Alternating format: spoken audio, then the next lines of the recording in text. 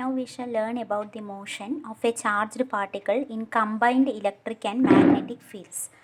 So there are both electric fields and magnetic fields.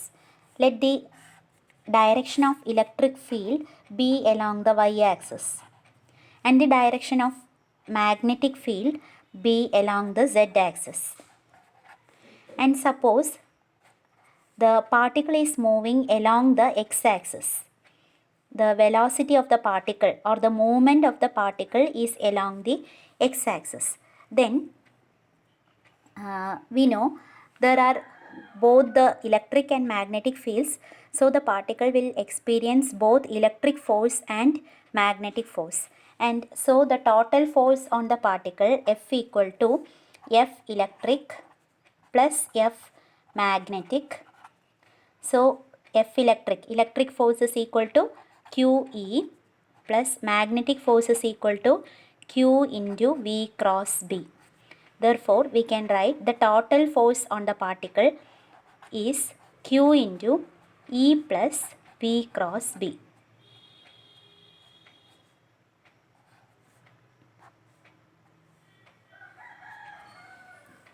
So, the particle experiences a total force QE plus Q into V cross B. Now, this type of electric and magnetic fields which are applied perpendicular to one another. Here electric field is along the y-axis. So we can write this as the EY. If you are writing it as a vector, we can write it as EYJ. And the magnetic field is along the z direction. So this can be written as BZK. If we are applying mutually perpendicular electric and magnetic fields, this will act as a velocity selector.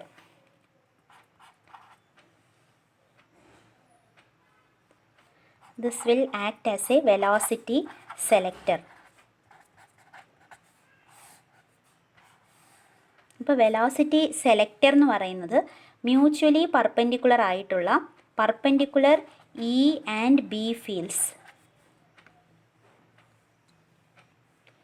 mutually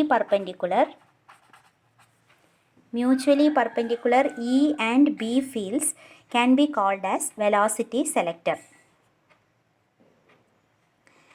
ഇനി ഇതിനെ എന്തുകൊണ്ടാണ് നമ്മൾ velocity selector എന്ന് പറയുന്നത്?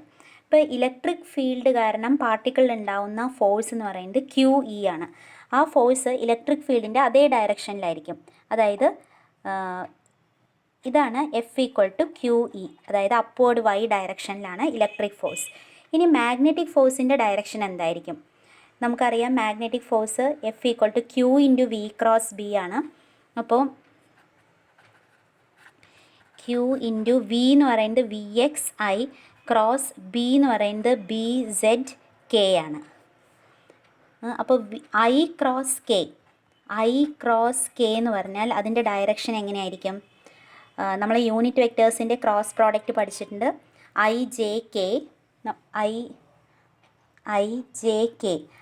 Cross J എന്ന് പറയുന്നത് K ആണ്. J cross K is I and K cross I is J. ഇനി അത് തിരിച്ചു വന്നാൽ I ക്രോസ് J ആണ് നമ്മൾ K എന്നെടുത്തത്. J ക്രോസ് I എന്ന് പറഞ്ഞാലോ മൈനസ് K ആവും അല്ലേ? അതേപോലെ K ക്രോസ് I എന്ന് പറയുന്നത് J ആണ്. തിരിച്ച് I ക്രോസ് K എന്ന് പറഞ്ഞാൽ it is minus J. I cross K പറയുന്നത് മൈനസ് J ആണ്. അപ്പോൾ നമ്മുടെ മാഗ്നറ്റിക് ഫോഴ്സ് എന്ന് പറയുന്നത് it is in the minus J direction. Minus J direction പറഞ്ഞാൽ നെഗറ്റീവ് Y ഡയറക്ഷനിലാണ് മാഗ്നറ്റിക് ഫോഴ്സ് ആക്ട് ചെയ്യുന്നത്. അതായത് magnetic force is perpendicular to both V and B അല്ലേ? ഫോഴ്സിൻ്റെ direction is perpendicular to both VX and BZ. And it is in the minus J direction, or we can say it is in the minus Y, downward Y direction.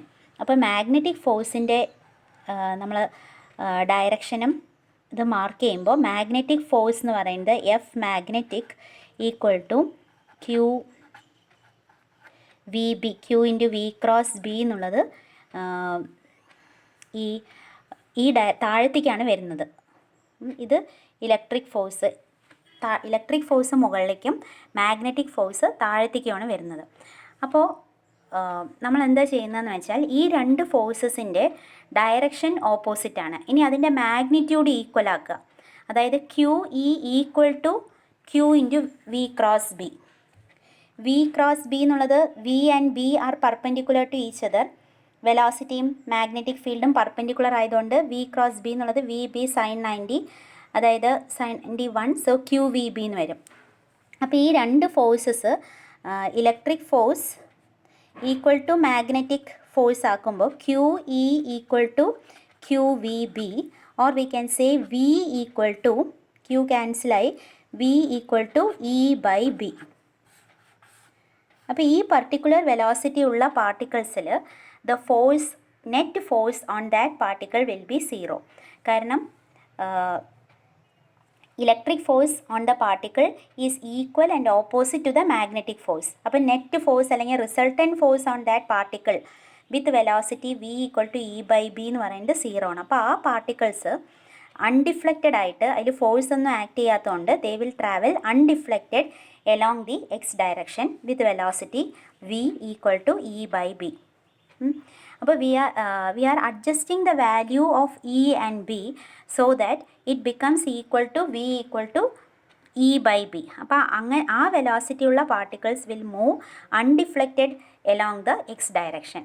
So if we are having a large number of particles with many velocities, in order to select a particular particle with a particular velocity, we have to adjust the value of e and b such that v equal to e by b. Then those particles will travel undeflected. അതുകൊണ്ടാണ് ഇതിന് പേര് velocity selector എന്ന് വരാൻ കാരണം. അപ്പോൾ പല velocity ഉള്ള കുറേ പാർട്ടിക്കിൾസ് ഉണ്ടെങ്കിൽ അതിൽ നിന്ന് ഒരു പർട്ടിക്കുലർ പാർട്ടിക്കിളിനെ നമ്മൾ സെലക്ട് ചെയ്യണമെങ്കിൽ എന്ത് ചെയ്യണം? ആ പാർട്ടിക്കിളിൻ്റെ velocity equal to E by B ആക്കണം. ആ രീതിയിൽ ഇയും ബിയും അഡ്ജസ്റ്റ് ചെയ്യുക. അപ്പോൾ ആ പർട്ടിക്കുലർ പാർട്ടിക്കിളിനെ മാത്രം നമുക്ക് അൺഡിഫ്ലക്റ്റഡ് ആയിട്ട് കിട്ടും. ബാക്കിയുള്ള പാർട്ടിക്കിൾസിൽ ഫോഴ്സ് ആക്ട് ചെയ്യുന്നതുകൊണ്ട് അത് പല ഡയറക്ഷനിലേക്ക് മൂവ് ചെയ്ത് അതിൻ്റെ സ്ട്രെയിറ്റ് ലൈൻ പാത്ത് നിന്ന് മൂവ് ചെയ്ത് മാറിപ്പോവും. നമുക്ക് ആ പർട്ടിക്കുലർ വെലോസിറ്റി ഉള്ള പാർട്ടിക്കിളിനെ മാത്രം സെലക്ട് ചെയ്യാൻ പറ്റും. അതുകൊണ്ടാണ് നമ്മൾ mutually perpendicular E and B fields നെയാണ് വെലോസിറ്റി സെലക്ടർ എന്ന് പറയുന്നത്. അപ്പോൾ അതൊരു ഇമ്പോർട്ടൻറ്റ് ടോപ്പിക്കാണ്. ഇതിൽ നോട്ട്സിൽ NCERT text കയ്യിലുള്ളവർ page number 140 നോട്ട്സാണിത്.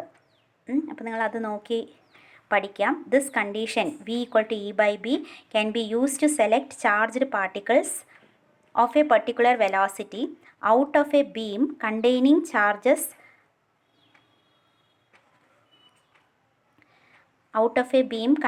charges moving with different speeds irrespective of their charge and mass.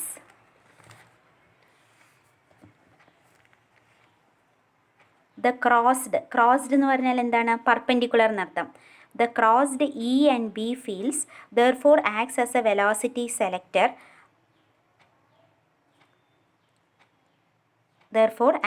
അപ്പോൾ വെലോസിറ്റി സെലക്ടർ ആയിട്ട് ആക്ട് ചെയ്യുന്നത് crossed E and B fields ആണ്. Only particles with V equal to E by B pass undeflected through the region of crossed fields.